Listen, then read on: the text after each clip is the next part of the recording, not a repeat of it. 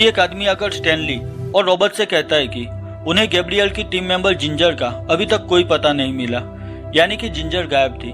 तब स्टैनली सोचता है कि उसे गैब्रियल ने ही कहा था कि जो आंखें देखती है और कान सुनते हैं, दिमाग उसे ही सच मानता है।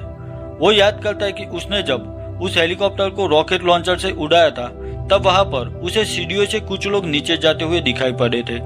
फिर उसे उस वाइन रूम में कोल्ड स्टोरेज में रखी हुई गैब्रियल की बॉडी भी याद आती है जिसे उसने देखा था।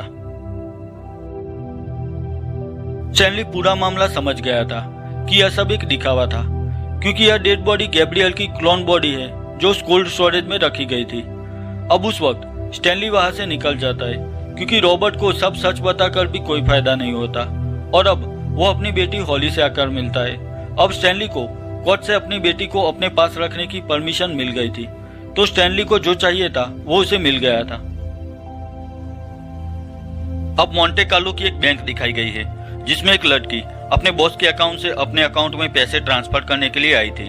वो अकाउंट नंबर और पासवर्ड देती है। पासवर्ड स्वॉर्डफिश था और वो सारे पैसे अपने अकाउंट में ट्रांसफर करवा के वहां से चली जाती है। अब वो लड़की पैसे लेकर एक बोट पर आती है, तभी उसका चेहरा दिखाया गया है। वो कोई और नहीं जिंजर ही थी और बोट पर उसका बॉस गैब्रियल था। वो बिल्कुल सही सलामत था और जिंदा था। उन दोनों ने अपना गेटअप चेंज कर लिया था, यानी कि उनके पास अब इतने पैसे थे कि वो यह स्वॉर्डफिश ऑर्गेनाइजेशन बरसों तक चला सकते थे और टेररिस्ट ग्रुप को आसानी से खत्म भी कर सकते थे।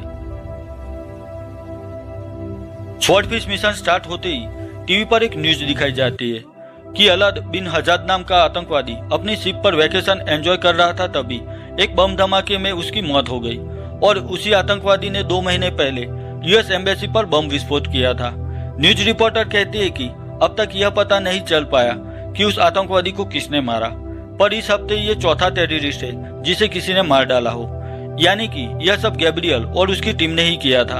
आखिर गैब्रियल ने अपनी ऑर्गेनाइजेशन स्वॉर्डफिश से सब टेररिस्ट को मारने का काम स्टार्ट कर दिया था और बस यहीं पर यह मूवी खत्म हो जाती है।